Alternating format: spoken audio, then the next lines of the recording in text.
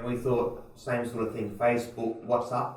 So this blah blah car could give them another 500,000 different subscribers, different market share, because it's long distance, because Uber's not long distance. They get an extra 500,000 to 1 million users. Oh yeah, okay. This is all amorphous bullshit. I mean, what are the numbers? What do the numbers show? There's no numbers in the case. No. Unless we... You're supposed... What did I tell you? You're supposed to go find the numbers, you fucking meatheads.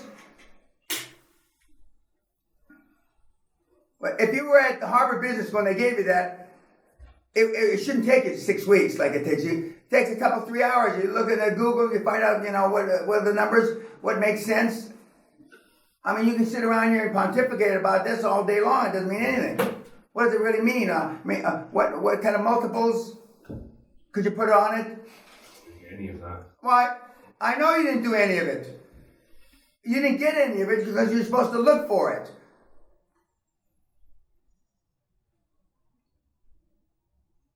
And that's what I told you. Didn't you understand?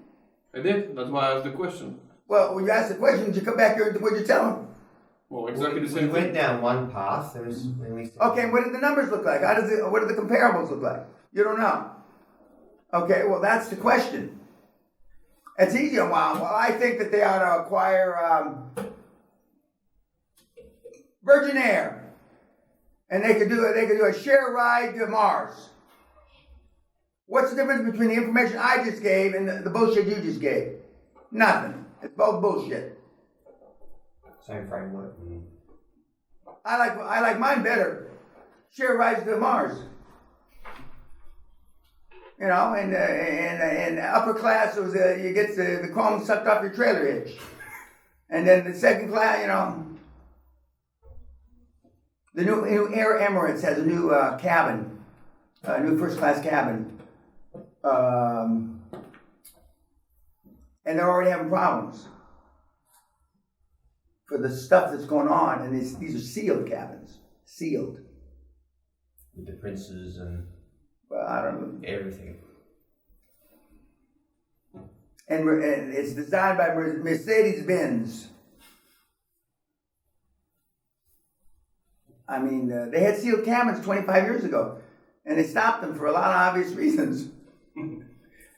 They used to have showers, sealed cabins, and they used to have a masseuse and shit like that. And I forget the name of the airline. They just went from LA to Vegas and LA to New York. And they were principally for in the 80s for the investment bankers. Why they stopped, well, all the obvious reasons they stopped in Vegas. But anyway, it was from New York to San Francisco, New York, LA, New York, and back, and with stops in Vegas. Sealed cabin, I don't know, sealed. For clothes, they called them in those days. And so that lasted about a year or two, and a cabin used to be, I think, 20 grand or 25 grand. And then I think they stopped in Vegas, they stopped in Vegas to pick up some extra passengers.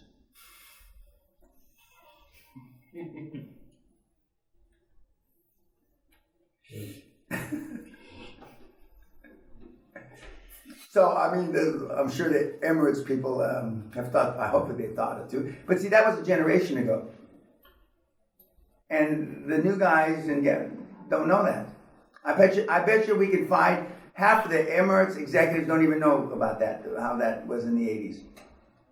It's 30 years ago. They all forget. And the old gits don't want to remember, although they remember, as Costa used to say, there's nothing new, Mr. Peña. There's nothing new. Now, I often wonder what he would be thinking of the Bitcoin and the internet and all this stuff. Everything changes except people. Yeah, people, you're absolutely right. Mm-hmm. Not everything, but there's a lot of change, but people don't change. Human nature, greed, avarice, 7 deadly sins or whatever they are. I never thought any of that were sins myself, but Okay, so yesterday we went through one deal that Jason was presenting while you were here. So we went through that. But later on, we pretty much fucking wasted time. We've done fuck all basically, based on the telling stories and what can be merged and. Well, I mean, then now you're gonna go back and look at it again, just like the other guys, because you were the first ones to get done with all your shit, which doesn't mean anything. But anyway, you were the first ones, and so now the other ones, another group. And some of the groups won't ever get. They'll have to drop what they're doing and start the business classes because they're off on tangents.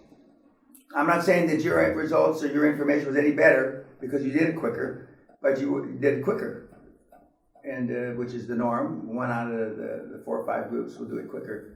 But and there's no correlation to whether you'll make a penny when you leave here. None.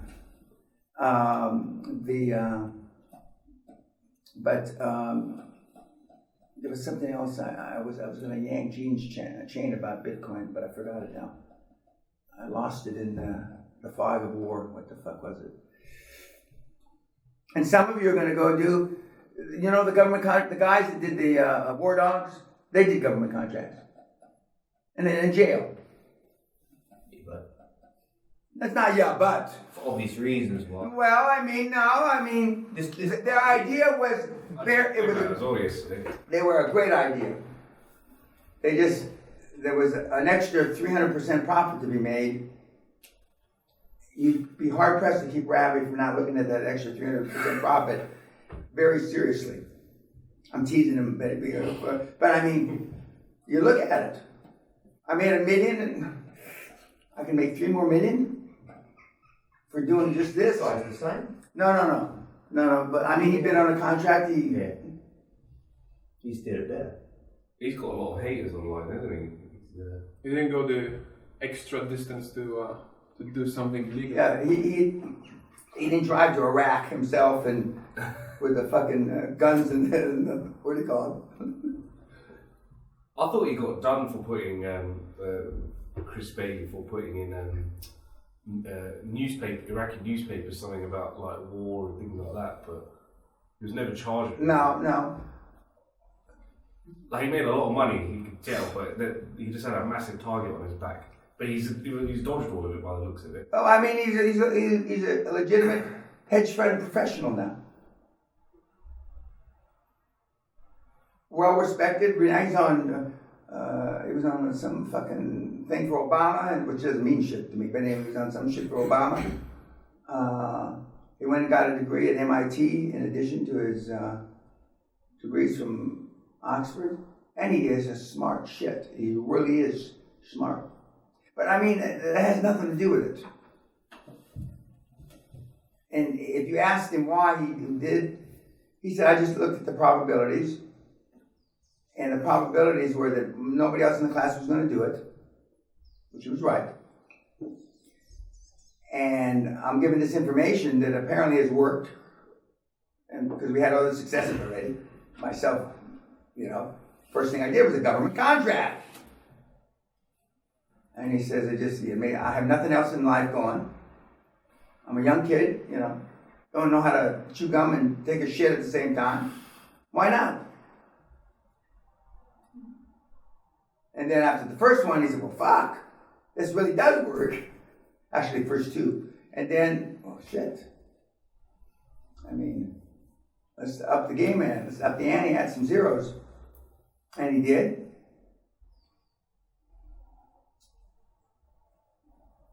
As, 3 or 4 of the other guys have done this, similar. But I mean, there are literally thousands of those contracts. I mean, the average, this is an old number, I don't know if it's current, anywhere near current.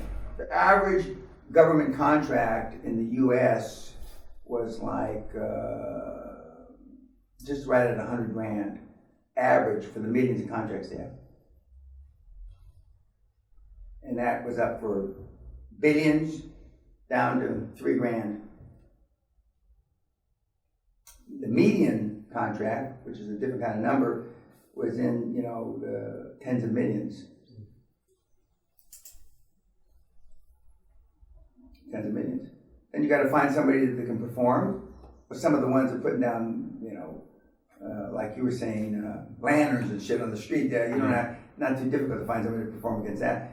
But like the one guy that I told you about from Chicago that is doing these high-rise bid on buildings, he had to get some really professional guys that knew how to do whatever they were doing. Because he only did one little facet of it. Oh, the Mexican guy that you say, yeah. But it's still, you know, even after paying everybody, it's 30% margin. Which is pretty. We can do one, I just remembered. And I'm listening. I submitted an offer and it got rejected. So it was another practice in Perth, Western Australia. They were doing. But I think the Chinese deal that you showed, us, that you haven't showed the group, is a great example. I mean, the one, yeah. And I was because that's a good example on 2 or 3 different levels. Go ahead. So this one kind of connects to this. This group was doing 24 million, and their profit every year was going up 20%. But this is for year 17. It's about 4 million. The sort of market rate that for this kind of organisation was between 6 and 8. So we made an offer 3 months ago at 6.5 times. That's what we offered. And they're going to roll up about 30% in paper or equity, either way. And they rejected it. And the reason why they rejected it, because that big monster's around there going up buying everything at 8. Fucking out the market. Yep. They engaged not our KPMG, but KPMG from another city to be there, get it ready for sale. And they were getting MBO for 8 times.